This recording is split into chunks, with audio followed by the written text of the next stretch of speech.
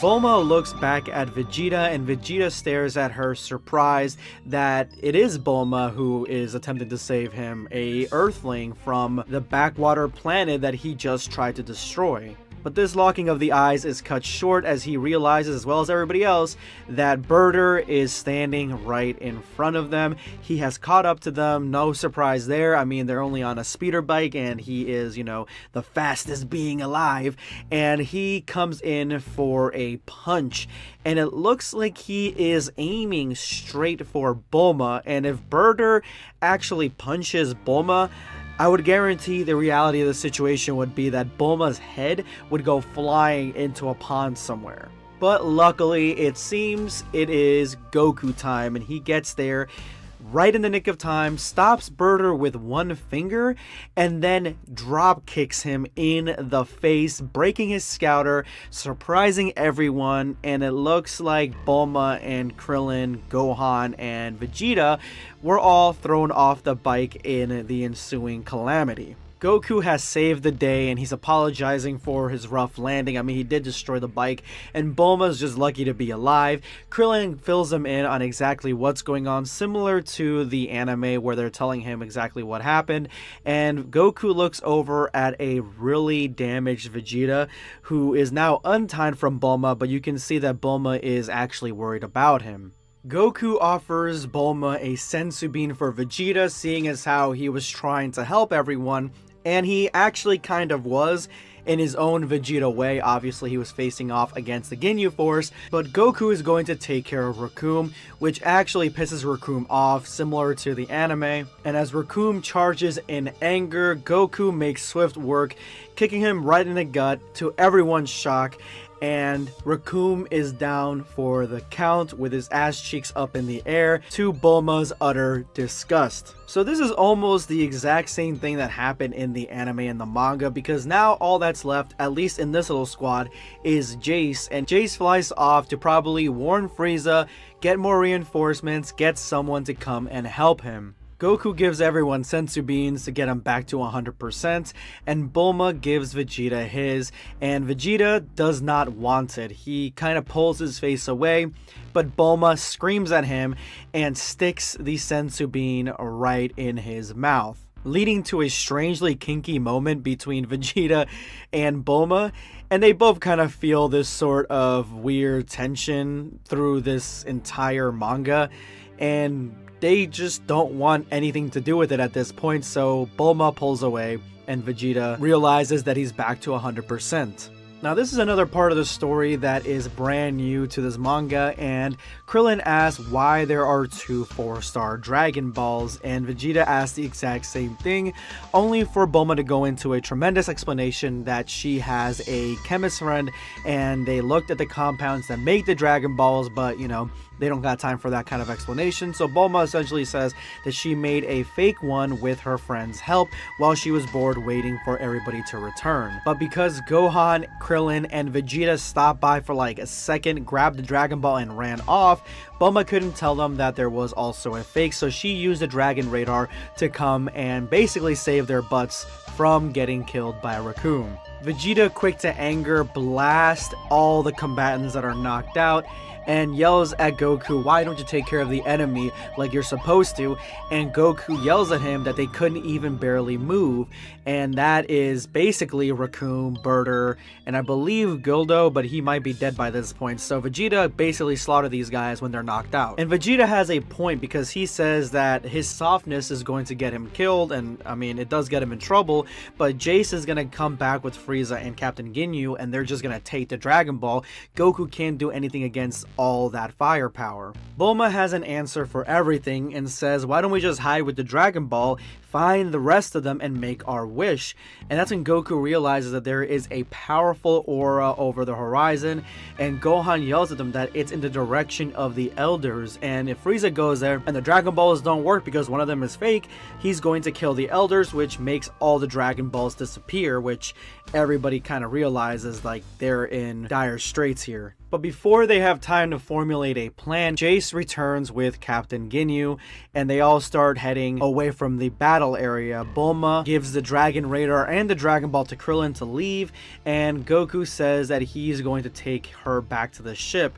And that's not going to be something that is going to fly with Jace and Ginyu, because they're here to destroy this rebel scum. But Ginyu realizes he's going to take the small fries later and destroy the big fish now. So the standoff is set between Goku and Captain Ginyu as Bulma and Vegeta look on. But Vegeta was never really on their side, and he realizes that their advantage to all this is the woman. She's the one that came in to help. She's the one that has the capsule. She's the one is a scientist. She's got the Dragon Radar. She is far more valuable to him than anyone else. So he quickly moves to grab Bulma and he flies off with her because he does not want to get entangled with Ginyu, as Ginyu begins his attack on Goku. But Vegeta realizes now that Bulma is a little bit too much to handle in this. I mean, like far more than she was in the manga, and she pulls out a gun and points it at Vegeta, kicking him in the face and yelling at him that he better take her to a place where she can shower, change clothes, use the bathroom. And as she struggles against Vegeta, Vegeta tells her, all right, I promise, just stop moving, because she is becoming relentless. Vegeta is flying off in the distance, holding Bulma, who is seemingly just talking trash and nagging him the entire time. And you can just see the pain and suffering on his face right here. And Bulma says that this is the dumbest thing that he's done besides coming to Earth, because if his whole plan is to steal the Dragon Balls to make his own wish, well, Goku is going to beat him to it and beat the crap out of him. And the trash talk continues as she says and threatens him that if he brings her into one of his little pods where he's in, she's just going to scream the entire time in that little pod until his ears bleed. And Vegeta, I don't think, can take much more of this. He's just kind of like trying to tune her out, but she's just continuously talking shit. Honestly, Bulma continuously talking shit to Vegeta, who won't destroy her, is just giving me life right now, especially this murderous Vegeta that we have right in front of us. But it all turns around when Bulma realizes that there is something off in the distance, and that is Frieza's ship.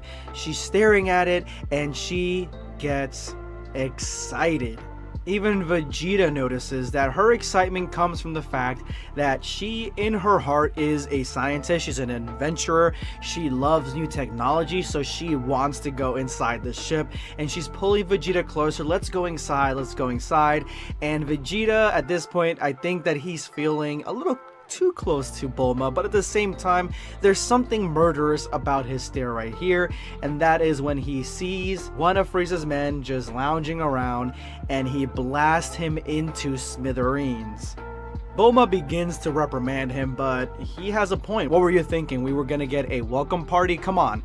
Yeah, I mean, Bulma's gotta realize this is the enemy right here, and he had to kill this guy or else he's gonna warn everybody else. But if that was his plan, well, he kind of fucked up right here, because he kind of just drops right in the middle of all of Frieza's soldiers. And I honestly think this is part of my favorite panel right here. This one where Vegeta is just looking around him, surrounded, looking smug because he knows these guys can't kill him. And Bulma looking a little bit worried, but also kind of bringing herself a little bit closer to Vegeta because, you know, she is also in danger. And somebody shoots, but she shoots him before the blast can hit Vegeta, and giving him the stink eye of destruction. And Vegeta notices that she is warm-hearted, similar to Goku, because instead of shooting him in the face, she kind of just shoots his hand and gets it out of commission. And Vegeta slowly lets go of Bulma, and you can see right here that seems to be copping a feel. He declares that this is war, to Bulma's shock, as the rest of the soldiers unload on him, but unfortunately they are firing volleys at the Prince of all Saiyans. And Bulma continues to be soft-hearted as she shoots at their weapons, to Vegeta yelling at her, "What are you doing? They're trying to kill you. Stop trying to incapacitate them." And then Vegeta shoots a volley, killing 3 of them instantly. Bulma eyes the carnage and looks to see one survivor pointing his weapon right at Vegeta. And Bulma, almost crying, screams to him, "Tell him where are the Dragon Balls," and the guy does not listen and he fires right at Bulma. Now, Bulma is an Earthling, so the blast from these things would absolutely kill her and would rip right through her like a hot knife through butter. But fortunately for her, Vegeta saves her life, taking the shot and firing one back, killing this guy instantly. Bulma continues to yell at him and try to lecture him because she does bring a fair point. He could have really told them more about the Dragon Balls, but that probably would have required a lot of torture and a lot of time, which, you know, Vegeta might not have right now with Frieza lurking about. These are Frieza's men, and they are not just going to give up the Dragon Balls easily. With pain in his voice, he yells that these men will kill you, and your kindness that you learned on planet Earth can bring your destruction, because these men fear Frieza more than death itself. And Vegeta gives her a little monologue saying that the powerful will rule over the galaxy, it's kill or be killed. That's essentially how his life has always been. But Bulma really does believe that if Vegeta didn't come here with the intent to start killing them all, which he essentially basically did, he started firing them as soon as he entered the airspace around Frieza's ship, then they wouldn't have attacked him. They would have had a meaningful conversation with him about why they would not give up the Dragon Balls, which you guys know that wouldn't have worked, especially with Frieza's men. But Bulma worries that if he continues down this course of just attacking everything, then he will be killed. And this absolutely touches Vegeta's weak spot. What weak spot am I talking about? Well, in the monologue that he had with Goku right before he died, when Frieza had shot him with that fatal blow, he started talking about how Frieza ruled the planet, used him as a slave. He wasn't even a human or a sentient being to Frieza. Frieza just thought of them as monkeys. So there's a lot of pain there, and Vegeta has had a really tough life, and Vegeta even tells her this by grabbing onto Bulma and saying that planet Earth was essentially a paradise, and she's completely clueless as to what real life is and what the struggles of the universe are actually like, because Vegeta went through them, and Bulma had her adventures, but she doesn't know pain and suffering like Vegeta has. And as he gets his face closer to hers, he realizes that there is something drawing him to Bulma, and he gets closer, and it looks like he is about to kiss her, but he pulls back and says, "I'll take you to the restroom." And Bulma and him walk down the hallway as Bulma turns back to look at the carnage that they have just dished out. And as Bulma looks back, Vegeta looks back at Bulma, realizing that this woman is dangerous. His look is one of not only fear, anger, confusion, but there's this killing intent, like he's going to have to kill her so that way he doesn't have any weaknesses, because this woman is his weakness. This woman is the one that he could very well change for, and he's feeling something, but he doesn't trust himself to know what that is. The Dragon Balls were not in Frieza's room, and Vegeta senses that the 2 Earthling punks, Gohan and Krillin, are both on their way to the ship. So the Dragon Balls are around here somewhere, but maybe he shouldn't have killed every single guard and asked them some questions before he slaughtered them, because that is making this search so much harder, and that is another point to Bulma, who suggested this very thing last chapter. And as the awkward silence fills the air, Vegeta finally makes it to the armory, where they can get changed, and they must do so quickly before Frieza or more of his henchmen arrive. "We?" says Bulma sheepishly. And Vegeta has had it up to here with Bulma's complaints. Vegeta has no more time for them, but Bulma is sticking to her guns. They need separate changing rooms, but Vegeta continues to undress. There are no other rooms in the armory, and they need to get their equipment on rapidly. And Vegeta even taunts Bulma a little bit that a little bit of flesh, a little bit of skin is making her fumble this much. He even feels pride in his body as he says, "Well, after your recover from your shock, quickly change and suit up. So Vegeta thinks that she is in awe of the Saiyan Prince, but I think this is more of a privacy issue, and this is actually the exact same scene that we saw in the Namek saga when Vegeta brought Gohan and Krillin onto the ship so they can change into new armor. So it's just that, but switched around with Vegeta and Bulma instead of him with the other two. Bulma's a little flustered, but she quickly lets go and decides, you know what, let's go ahead and get this over with. But before that, she is going to be the one pushing Vegeta over the edge as Bulma leans in and asks him, why did you decide to pull a solo rebellion without any allies? Which is essentially what Vegeta did in the Namek arc. He just kind of went off on his own. I guess he didn't have any other Saiyans left to join him in this rebellion, but I'm sure there are other races that would have loved to give it to Frieza, even though they would have been scared to join him. And Bulma finally has a desired effect as Vegeta is left there speechless. Bulma picks up a rag and starts wiping the dirt and grime off of Vegeta's face and basically states the obvious that he really wants to and she really wants to as well, but he won't do it. And then she throws the rag right in his face. The reason is, one reason only, he's too distracted. His thirst for revenge on Frieza and his injured pride to Goku. It's the reason he decided to go on this solo mission to begin with, and it is killing him, it is exhausting him, and essentially it is blinding him to everything else, specifically Bulma. Bulma absolutely at this point has a thing for Vegeta, and he has one to her too, but he won't do anything for her or with her because of the fact that he is wrapped up in his own feuds. And Vegeta asks, what is it that you suggest to get over all these obsessions? But Bulma knows there is nothing that can happen between them that is going to erase everything that he's striving for, because he's still so uptight and he has a mission. And as we get the best version of Bulma that I could possibly think of, which is a fusion of Namek Bulma and Saiyan Armor Bulma, she says that he just needs a break, that's all. He needs to relax and take a breather. And it seems that Vegeta kind of just spent this entire time watching Bulma get dressed because she's surprised he's not dressed yet, and of course it's because Bulma was seducing him essentially. And Bulma thinks it's funny that, you know, he's calling her a seductress, and Vegeta kind of says the obvious that she really is crazy, and Bulma affirms that, yup, you have no idea. But just at that moment, Vegeta realizes that the other two are almost here. And so we get spunky Bulma back saying, I guess it's time for her to resume her role as the damsel in distress, essentially the hostage that Vegeta took away from Goku. But Vegeta simply just saying follow me gets Bulma to just kind of follow him, so it doesn't really seem like she's putting up much of a fight. If she really wanted to, she could run away,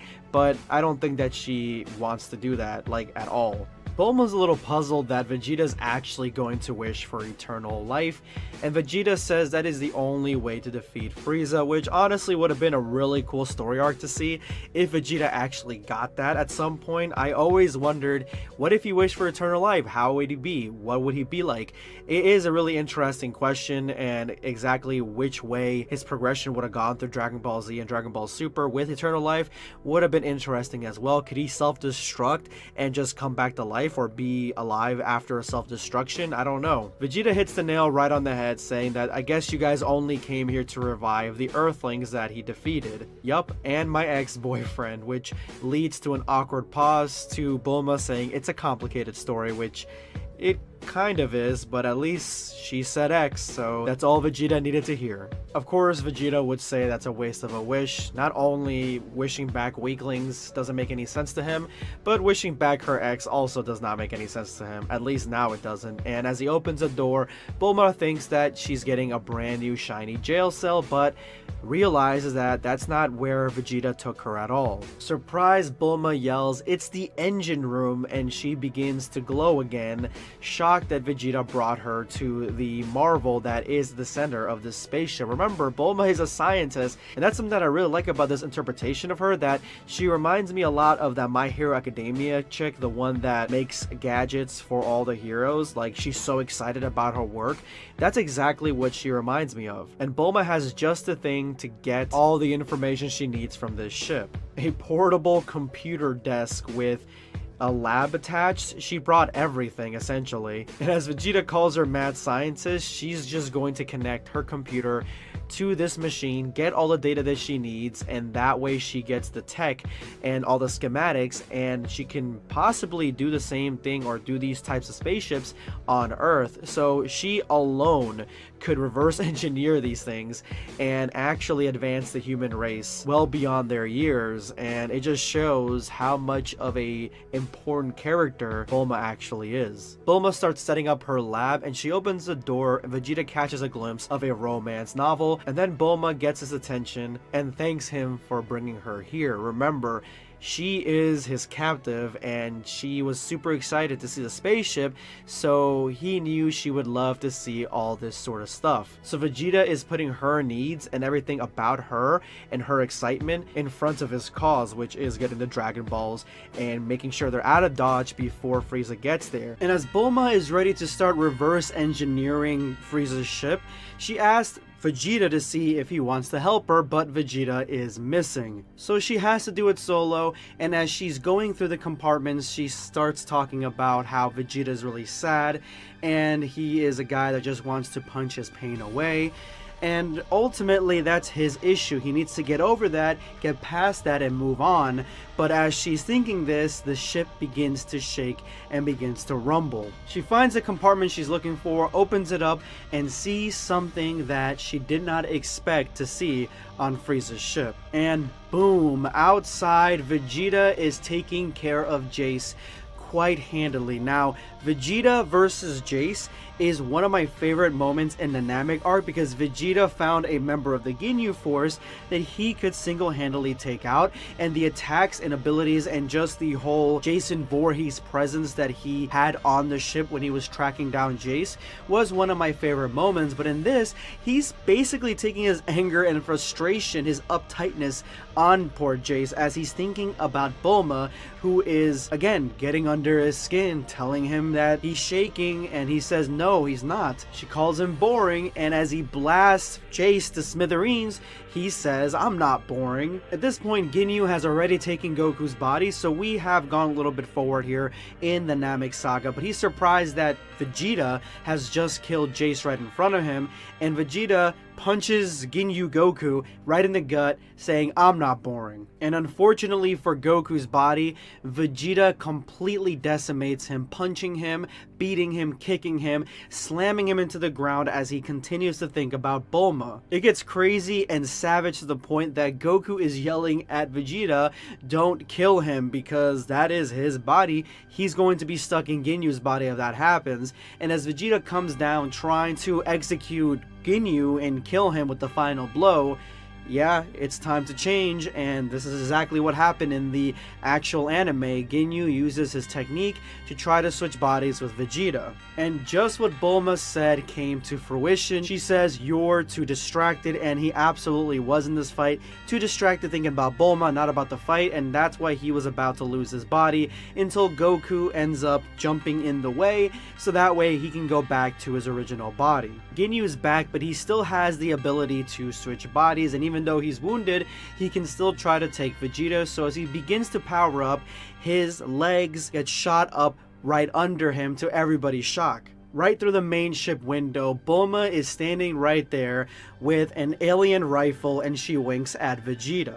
Bulma did not expect earlier to find hidden alien weaponry, I think mainly because she didn't think that Frieza's army needed like guns, standard issue guns like this. They have the arm guns that most of them use, so it probably was a shock. Also, a lot of them can use ki blast, so there probably isn't much use for this, but if there is some use for this and it is hidden away, I guarantee you it is a very strong gun. And so she shoots a flash grenade right in front of Ginyu, who begins to try to change his body again. and this time it works out just like the anime. Goku picks up the frog and throws it, leading to the body change that we all know and love, Ginyu Frog. And now that Ginyu's a frog, everyone kind of seems a little shocked as to what just happened, and they look over to see Bulma giving them the victory thumbs up.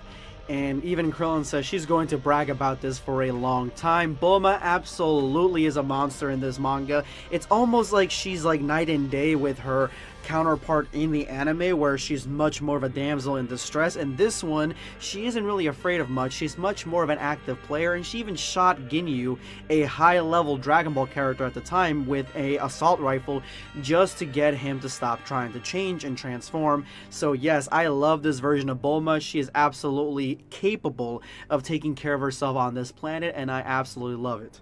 And as Ginyu hops away, it's going to take at least an hour for Goku to heal, but that's way too long because Frieza could be there by then. And even Bulma says, as she's been going through all the databases, there is another tank out there that they could use, but Vegeta says there was, but he destroyed it when Zarbon tried to keep him prisoner there. So they're going to have to wait for him to heal, and heal fast, hopefully. And that's when Vegeta thinks about the Super Saiyan legend out loud, leading to Bulma asking what's going on, and he says it's complicated, the same exact thing she said when he asked about Yamcha. Krillin states the obvious and says that he's surprised that Vegeta is helping them and that he's essentially taking care of Bulma. And Bulma says, well, Son asked him to help and take care of her so that way she would be safe. If you guys remember, that's not what happened at all, and Bulma essentially just lied to her own friends for Vegeta, the villain of this story, or one of the villains of this story. So why did Bulma do this? Why is she lying for Vegeta? It is quite simple. Bulma reciprocates her feelings for Vegeta as well, and I think that she has fallen in love with him, as this little white lie has shown us. Even Vegeta is looking at her like, what are you talking about, woman? So right now the story has built up their relationship in an organic and normal way, and it doesn't feel rushed. It doesn't feel like they're just there. It feels like there has been a lot of tension with these two, and now they're at a place where Bulma would even lie to her own friends about what Vegeta did, which is essentially kidnap her. But Bulma wants him to be part of the crew, so she lied for him, and I definitely like the way this chapter is starting out. Krillin looks around in awe of the technology in Frieza's ship. This is an alien spaceship, so he should be in awe. I mean, we kind of just glance over the fact that this is an alien high-tech spaceship in the anime and the manga. I like that they're taking the time to have the Earthlings' mind being blown as to what is possible in this spaceship. But as Vegeta is getting armor for the other two, Krillin looks on the ground and sees and finally notices that Bulma's original clothing is on the ground, and Bulma is wearing just her jacket but with Saiyan armor as well, so she had to have gotten undressed in this room as well as Vegeta. So the big mystery of the last chapter is, why was there like a normal looking alien rifle inside Frieza's ship? And Bulma asked Vegeta that same thing, and that is something that was part of a game that Frieza played with the weaklings in his army. And essentially what would happen is that he would hide random weapons around the ship, and the ones that were smart enough, crafty enough to find the weapons stayed in the army.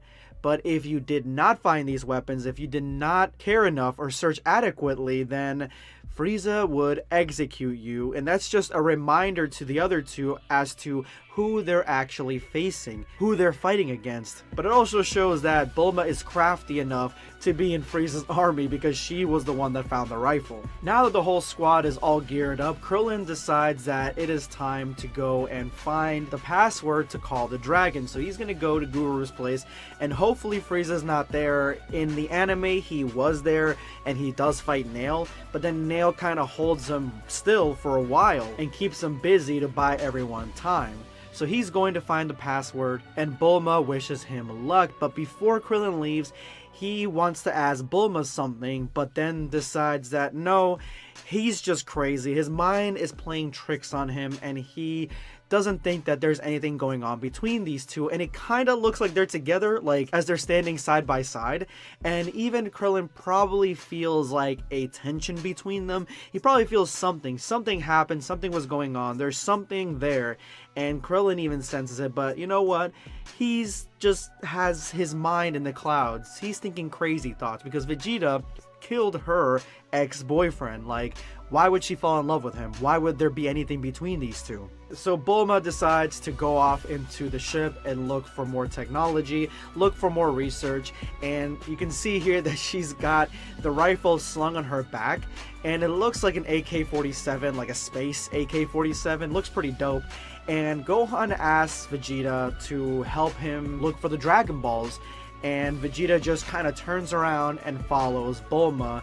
And even Gohan feels like there's something weird going on, but he's like, you know what, adults are probably just weird. And this is the issue with what's going on with Vegeta's mentality right now, because he is, in this panel, shows that he is extremely 100% distracted by Bulma. He just followed her out of the room. I remember feeling this feeling towards Rose, that I was kind of like a puppy dog following her when we first started dating, because I was that infatuated, and it looks like Vegeta has the same thing for Bulma. So again, very good writing, very good storytelling in this, showing that Vegeta is losing sight of everything else and wants Bulma for himself. Bulma's ready to put this hour to good use while Goku heals and learn more about the ship, but Vegeta needs to talk to her about the fact that she lied about their situation, and Bulma says it's just a little white lie, let's all get along in this situation. She knows that they stand a better chance together than apart, and Vegeta gives a very weak laugh and then falls backward and passes out. Remember, at this point in the anime, Vegeta does fall asleep in the ship, waiting for Goku to regenerate, and that is when Gohan and Krillin are able to sneak off with the Dragon Balls. I always thought that was kind of strange. Like, you never see Vegeta falling asleep at the wheel at any other point in Dragon Ball Z, and so it was kind of out of character for him just to like go to sleep and not really pay attention to everything else that was going on. It was definitely something that Akira Toriyama used to move the plot along, so Gohan and Krillin will take the Dragon Balls away. In this aspect, it's a lot more believable. He's exhausted. He followed Bulma out of the other room, so Bulma was the actual distraction, but he passes out because he is tired. So I definitely like the way that this did it a lot better than the master Akira Toriyama. As Vegeta sleeps, Bulma crouches down and just kind of stares at him for a little bit, almost reaching out, trying to touch him, but pulls away again because she knows there's something there, but she's not ready to have it out in the open just yet. Which I also very much like, that this isn't just a one-sided thing from Vegeta to Bulma. Bulma also has a tremendous attraction to Vegeta. As Vegeta sleeps, Bulma is messing around with the ship, getting all sorts of technology that could push the story forward if this story continues past Namek, where Bulma takes all this technology back to Earth, and Vegeta wakes up finding a blanket on him, but also finding error alarms everywhere. Bulma probably really went deep diving into the ship, but he realizes that everything is pitch black. Why is it so dark in here? He runs out asking what that noise is, why is it so dark, and sees Bulma grabbing her and asking her what's going on. And it looks like Bulma has been kind of fumbling in the dark, not knowing exactly what the hell is going on as well, but realizes that it's the sky that turned dark, not the ship. Vegeta looks out the window and sees that not only is the sky dark, but there is a huge monster outside. And this is all weird because there are multiple suns on the planet, and he's never seen the dragon being summoned, so he has no idea what this is until he realizes that no, this can't be. It is the dragon. And Bulma in the back, I think she realizes that Krillin must have been the one to summon the dragon behind Vegeta's back, and she even looks a little bit like she's guilty because she was with the Earthlings. She came with the Earthlings. And of course, that is when Vegeta starts blaming her for this, that she distracted him, it's her fault. Bulma reassures him that all she's been doing is trying to save everybody. She rescued him twice actually, and then rescued her friends, so it's not actually her fault, and he can throw a huge temper tantrum if he wants, but there is no way that she is going to take the blame on this one.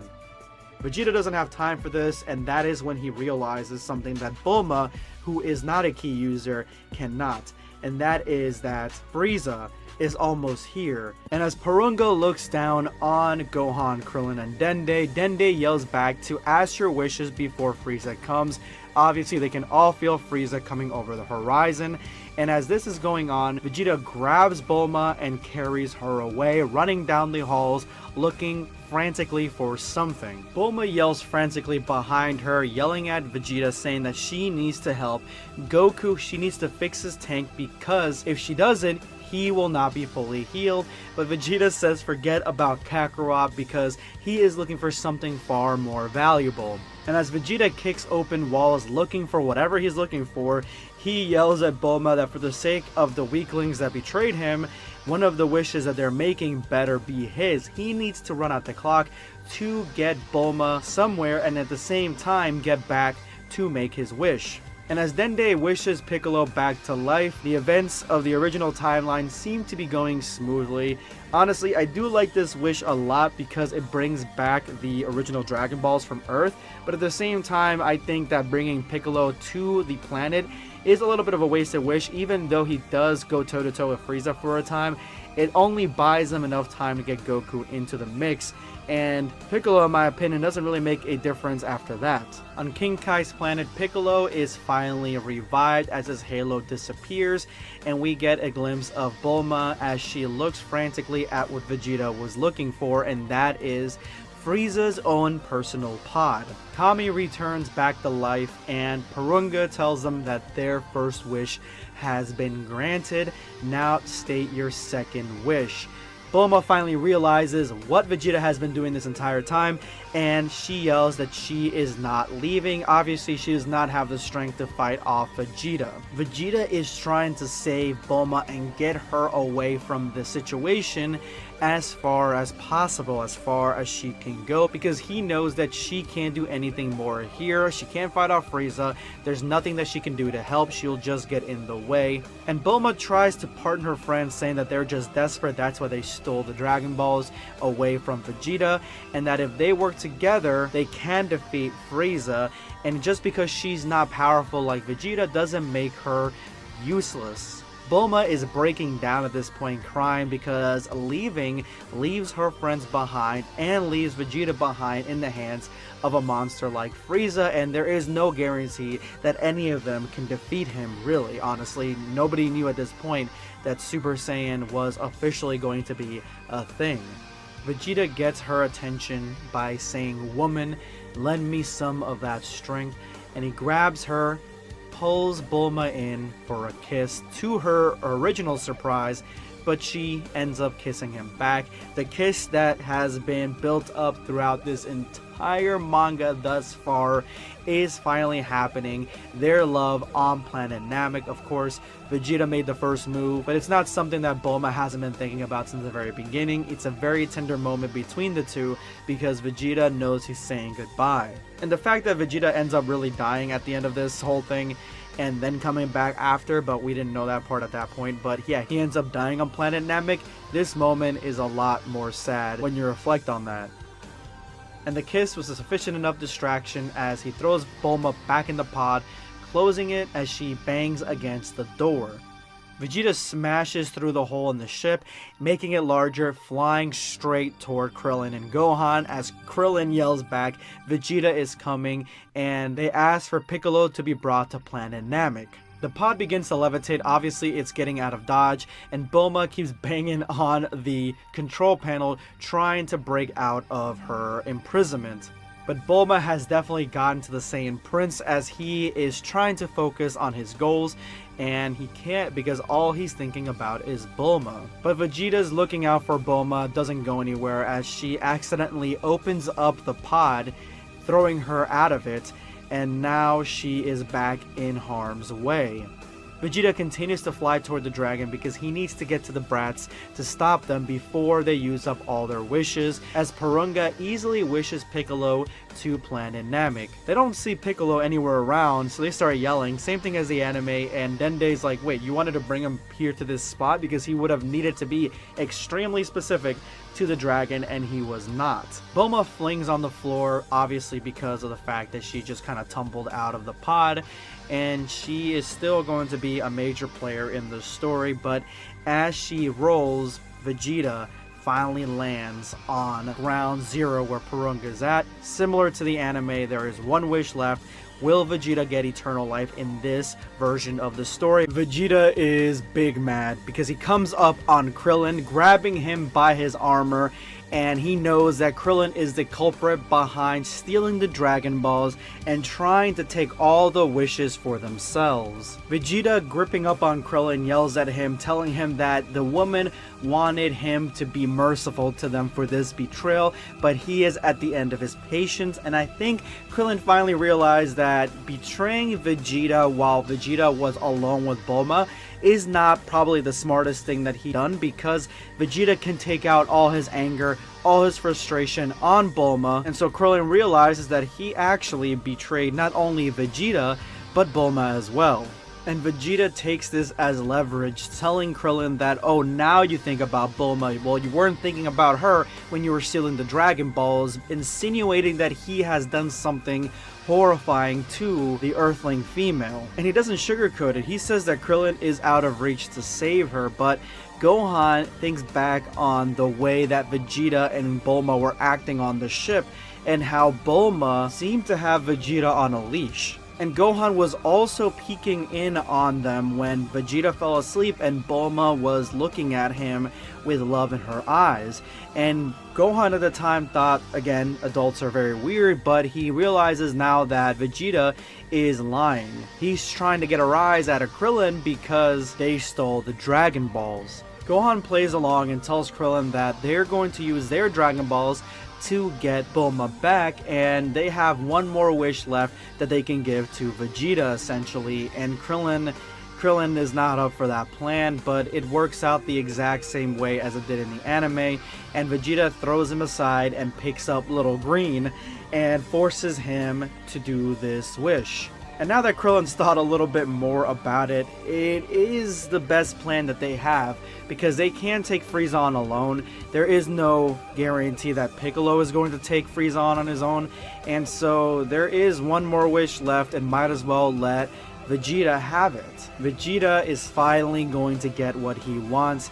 He is happy, but at the same time, he knows that if he had told them the truth that he tried to save Bulma, they wouldn't have believed it, but it's a good thing that Bulma is far away from here. Unfortunately for this situation to have worked, Bulma would have had to stay in the pod and left with the pod when it was leaving, but Bulma ended up hitting all the buttons, flying out of the pod, and fucking herself up a lot more than she probably would have had if Vegeta hadn't have thrown her in there, and now she's running through Frieza's ship. Bulma legit messed herself up big time, and she even is bleeding from her head. That's how hard she hit herself when she flew out of the ship, and we see that Piccolo has finally made it to Namek, and he sees the dragon before him. So again, every piece is aligning the same way that it did in the anime, minus the relationship between Bulma and Vegeta. We even have Piccolo getting stopped by Nail, because Nail is about to give Piccolo the last bit of his energy and his ki. That way Piccolo can become strong enough to be a threat to Frieza. And all this is happening at the same time. Nail offering the key to Piccolo, Vegeta realizing that they are too late, and Bulma running through the ship, falling and struggling to get back to her feet as Vegeta realizes that Frieza has finally made it to ground zero. He is hovering behind them and he is pissed. Frieza congratulates Vegeta, well done, I couldn't have done it without you. But unfortunately, it is time for Frieza to take out the trash. And Bulma struggles to crawl toward what looks like a mechanic's kit with binoculars. I see a screwdriver there. Not exactly sure what her endgame is, how she is going to help in this situation. Is she going to be more of a distraction for Frieza, or, as a lot of people were saying in the comment section in the last video, is she going to be the catalyst for Vegeta to transform into a Super Saiyan before Goku?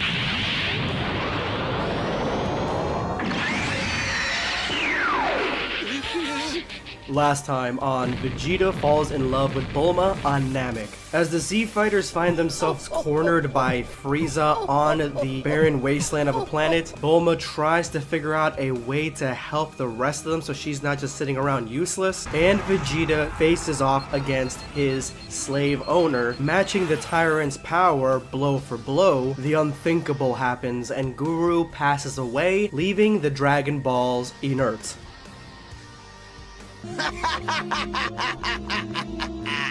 Well, you blew it. All of us three can beat you, even if you transformed. How sad, Vegeta. You've become a dreamer. However, I just don't have transformation in my disposal. I have 3. Surely Frieza must be bluffing. 3 transformations on top of his already monstrous power. How strong is this demon? What a beautiful expression you're making. Whatever or whoever was bringing you luck, it's no longer able to help you. Struggling to be useful, Bulma begins to think of everyone who has accompanied her on this journey. Krillin, who believed in the fact that Bulma would be useful there. Gohan, who was just a child, decided to come along on this dangerous journey. And Vegeta, despite his selfishness, despite him being who he is, showed her great kindness and care, and she needs to be useful for them. Placing her work goggles on and carrying a toolbox, if might is my only solution, Sun's recovery is my only weapon. Gathering supplies, she heads towards the broken medical machine, using this tank to fix and help Goku's tank, that way he can recover faster. Bulma begins to drill and work furiously, making sure she gets all the parts she needs to fix Goku's machine, but time is running out, and as she works and works, she hears behind her, "Let me guess, you're busy. This is really important, I need to finish this one last thing.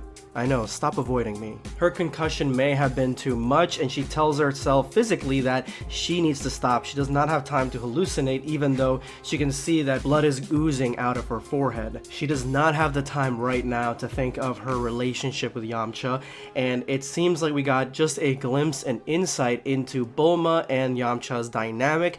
Bulma constantly working on her machines and her technology, and ignoring Yamcha at the same time. Well, I'm going to have to dump you.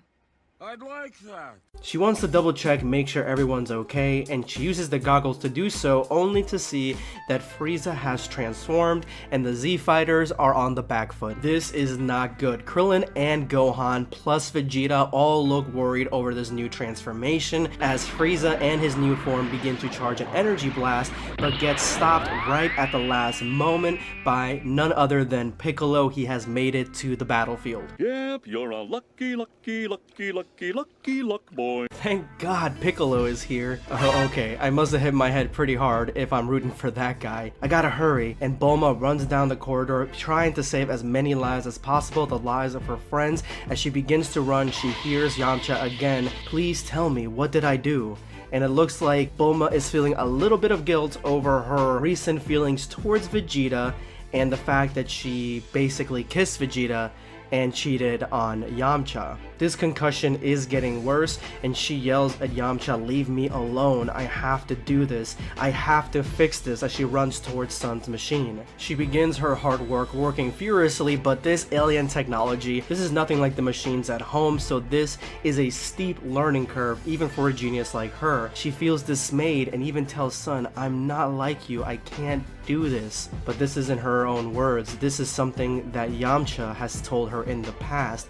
"Bulma, I'm not like you, I can't do this. I'm not your toy for you to ditch when you're bored." As Bulma snaps on him, "If you hate it so much," and she stops herself from finishing that memory. "Stop. My head is about to explode." But with a team like Krillin, Gohan, Vegeta, and Piccolo, the situation should be resolved right now. Frieza should be defeated. This guy is the worst. This is the worst.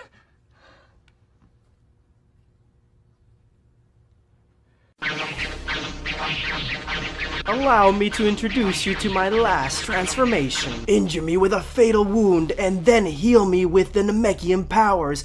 It's my only chance to become a Super Saiyan. Just do it, you coward. Heal Vegeta now. I hope you're ready to face me, Vegeta. It's done. Please, please, work.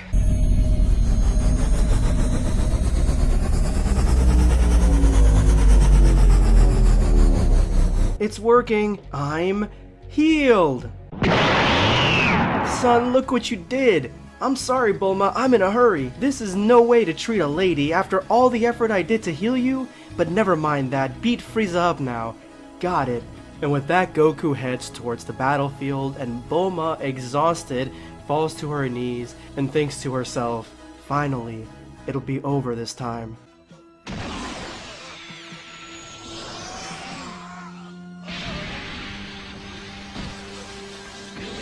Couldn't do it. I wasn't strong enough. Die, Vegeta. Vegeta is astounded that Goku has come to the battlefield because his recovery was supposed to take much longer, unless... Vegeta, if we hurry, she can... Shut up! Kakarot, stop! Whisper, don't give him another toy to play with. Kakarot? Another Saiyan to dispose of? Krillin and Gohan know what comes next, but Piccolo senses something different from Goku as Frieza blasts Goku with his Emperor Finger Beam Cannon, and Goku easily blocks it. He just knocked all my attacks. It serves you right. You'll finally be eliminated by the Super Saiyan. I'm glad to be able to see this.